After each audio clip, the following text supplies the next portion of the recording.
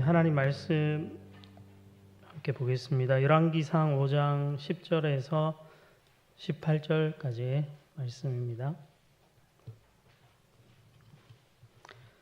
구약성경 열왕기상 5장 10절에서 18절까지 말씀 한 절씩 교독해서 보겠습니다. 솔로몬의 모든 원대로 백향목 제목과 잣나무 제목을 주매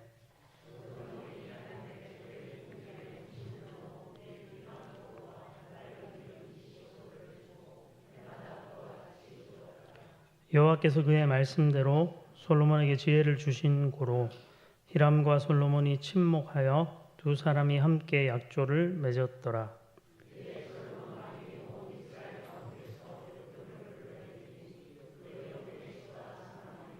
솔로몬이 그들을 한 달에 10,000명씩 번갈아 레바논으로 보내매 그들이 한 달은 레바논에 있고 두 달은 집에 있으며 아도니람은 감독이 되었고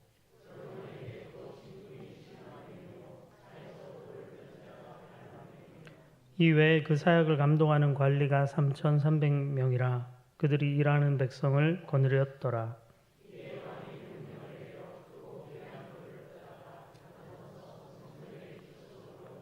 함께 보겠습니다. 솔로몬의 건축자와 히람의 건축자와 그발 사람이 그 돌을 다듬고 성전을 건축하기 위하여 제목과 돌들을 갖추니라. 아멘. 네, 오늘은 이 본문 말씀을 의지해서 지혜로 행하는 자라는 제목으로 하나님 말씀을 나누겠습니다. 여러분, 지혜가 무엇인가요? 지혜롭다는 것은 어떤 의미일까요? 성경에서 지혜롭다고 할 때 단순히 지적 능력이 뛰어나서 많은 것을 아는 자 이런 것을 의미하지 않는다는 것을 여러분들 잘 알고 계실 것입니다. 세상 지식을 많이 아는 자가 곧 지혜로운 자다. 이 등식이 성립하지 않는다는 걸 우리는 삶의 경험을 통해서 충분히 알고 있죠. 그럼 성경이 말하는 지혜는 어떤 것일까? 제가 성경 사전 하나를 찾아보니까 이 성경이 말하는 지혜를 이렇게 설명하고 있었습니다. 바라는 결과를 얻기 위해 정확한 계획을 세우는 기술이다. 우리가 언뜻 지혜라는 단어를 떠올릴 때 이 정의와 약간 뭔가 안 맞는 느낌이 좀 들기도 합니다. 바라는 결과를 얻기 위해서 정확한 계획을 세우는 기술이다. 이 성경에서 말하는 지혜는요, 매우 신앙적이고 또 실용적입니다. 우리 지혜서의 대표 성경은 잠언이잖아요.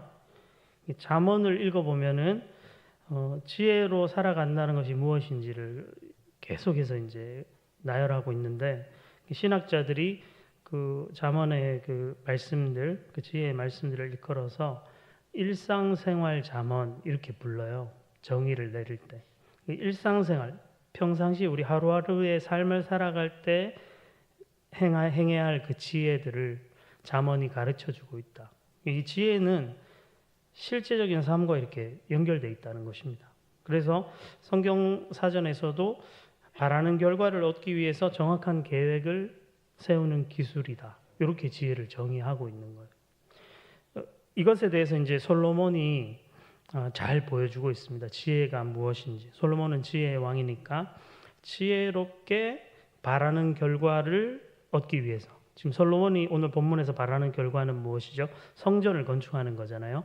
성전 건축을 위해서 정확한 계획을 세워가고 있는 겁니다. 두 가지 오늘 부분으로 나눠서 솔로몬이 어떻게 지혜롭게 지금 성전 건축을 위해서 계획하고 실천하고 있는가를 확인할 수 있는데, 첫째로는 그 성전 건축에 필요한 그 목재, 제목을 얻는 과정에서 두로왕 히람, 두로 지역에 그 좋은 백향목 나무가 있었기 때문에 그 두로왕 히람과 약조를 맺어서 솔로몬은 나무를 얻고 또 히람에게는 오늘 본문에 보면 궁정의 음식물을 이제 제공한 것입니다. 이 약조를 이제 맺은 것이에요. 그런데 주목해 볼 부분은 솔로몬이 이 약조를 맺어 갈 때 지혜롭게 행했다는 겁니다. 오늘 12절에 보면 여호와께서 그의 말씀대로 솔로몬에게 지혜를 주신 고로 히람과 솔로몬이 친목하여 두 사람이 함께 약조를 맺었더라. 이렇게 말씀하고 있습니다. 솔로몬이 히람과 약조를 맺으면서 지혜를 가지고 행했습니다. 당시에 이미 솔로몬은 주변 지역을 많이 장악한 상태예요. 아버지 다윗 때 이미 주변을 평정했잖아요. 그리고 앞서 4장에 보시면 다른 나라들로부터 조공도 받고 있었습니다. 그러면 이 성전을 건축하는 이 과정에서 제목을 얻는 일도 우리가 세상적으로 보면 좋은 나무 있으니까 좀 보내라고 얘기할 수도 있잖아요. 지금 주변 지역이 이 이스라엘 나라에 다 이렇게 엎드려 있는데, 근데 우리가 교회를 건축하는데 좀 험악한 우리 성도님들 이렇게 가지신 분들이 우리 교회 주변 상가를 이렇게 업장들 돌아다니면서 우리 교회 건축해야 되니까 조금씩 부탁합니다. 이래가지고 교회를 지었다. 그러면 이거 말이 안 되잖아요. 성전을 지금 짓는데 충분히 조공을 바쳐 주변 국가를 통해서 그렇게 할 수 있는데 그런 방식이 아니라 하나님이 원하시는 방식으로 지금 이 일을 진행하고 있다는 것입니다.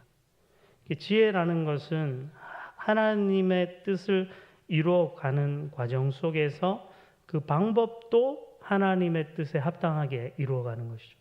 첫째, 이 히람과의 조약 속에서 솔로몬이 추구한 지혜의 모습은 서로 화평하는 데 있었습니다. 화평함 조약을 맺어서 이 제목을 얻는 것이었어요. 여기 침묵했다고 되어 있잖아요. 침묵하여 두 사람이 약조를 맺었다. 네, 침묵, 샬롬입니다. 이 단어가. 히람 왕과 샬롬해서 약속을 하고 성전 건축할 재료를 얻었다는 것이에요. 우리가 어떤 일을 할 때 하나님이 우리에게 원하시는 이 세상에 화평케 하는 자로 우리를 부르셨잖아요. 그래서 샬롬을 추구하면서 이루어가면서 우리가 기대하는 바도 성취해 가야 한다는 것입니다. 두 번째로는 13절 이후에 또 나오는 부분이 있죠. 여기에는 이제 일꾼들을 세워 가지고 성전 기초석도 세우고 성전을 건축할 그 시작을 하는 그런 대목들인데요. 여기 보면 역군 3만 명 또 세우고요. 또 다른 짐꾼도 세우고 이렇게 하고 있습니다. 근데 여기서도 우리가 주목해 볼 대목이 있는데요. 바로 역군을 세워 가지고 그들을 일을 시키는 방식입니다. 13절 보시면 이에 솔로몬 왕이 온 이스라엘 가운데서 역군을 불러 일으키니 그 역군의 수가 3만 명이라 솔로몬이 그들을 한 달에 10,000명씩 번갈아 레바논으로 보내매 그들이 한 달은 레바논에 있고 두 달은 집에 있으며 아도니람은 감독이 되었고 이렇게 기록하죠. 역군은 어떤 사람들이냐면 이 사람들은 이스라엘 사람들이 아닙니다. 지금 그냥 몸 쓰는 노동자인데요. 이스라엘 사람들이 아니에요. 열왕기상 9장에 가보면은 가나안 땅 출신에 남아있던 사람들, 헷 사람, 브리스 사람, 히윗 사람, 여부수 사람 중에 남아있는 모든 사람을 이스라엘 자손들이 다 멸하지 못하고 그들이 함께 살고 있었는데 솔로몬이 노예로 역군을 삼아 오늘까지 이르렀을 이렇게 되어 있습니다. 역군 이꼴 노예입니다. 이스라엘은 출애굽하기 전에 애굽에서 노예로 살았잖아요. 노예의 삶이 얼마나 가혹했습니까?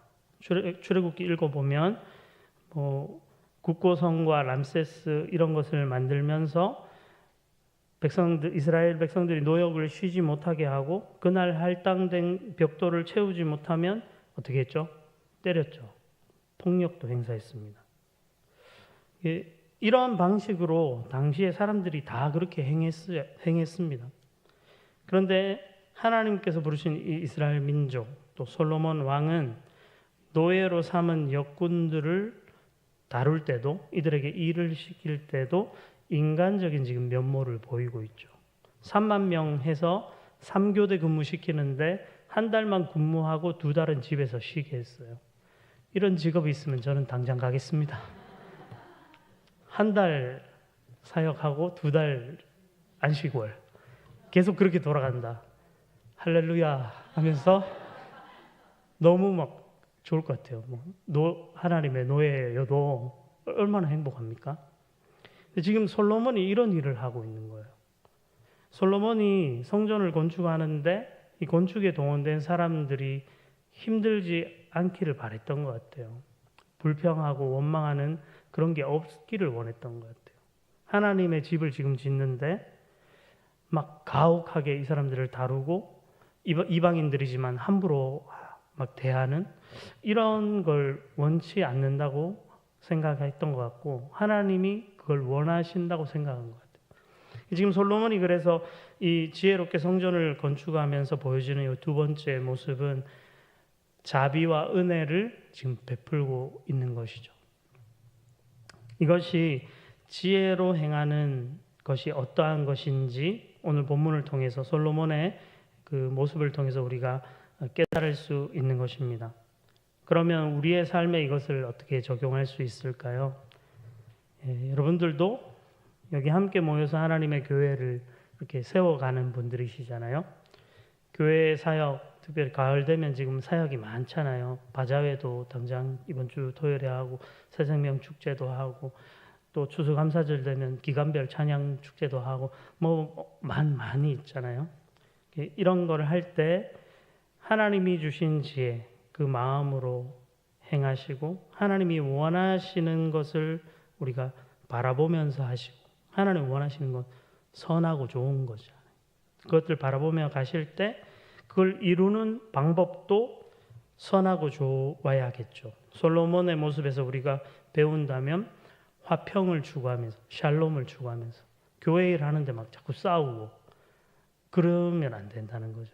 하나님이 주시는 그 샬롬, 화목함을 가지고 교회를 세우시고 가정을 세우시고 여러분들 직장이나 사회에 나가 살아가실 때 그러한 삶을 살아가셔야 한다는 것입니다. 또 하나님의 교회를 세울 때 자비와 은혜를 베풀면서 일을 하시면 된다는 거예요. 그게 지혜로운 자, 지혜로운 사람의 모습이라 할 수 있습니다. 예레미야 8장 9절에 보면요. 이런 말씀이 있습니다. 지혜롭다 하는 자들이 여호와의 말을 버렸으니 그들에게 무슨 지혜가 있으랴. 사람들에게 지혜롭다고 일컬어지는 사람들이 있는데 그 사람들이 여호와의 말, 하나님의 말씀을 버려버리면 그들에게 무슨 지혜가 있느냐. 그들은 지혜로운 자가 아니라는 거죠. 바꿔 얘기하면 지혜로운 자는 여호와의 말을 버리지 않고 간직하고 살아가는 자. 바로 그런 사람이 지혜자입니다.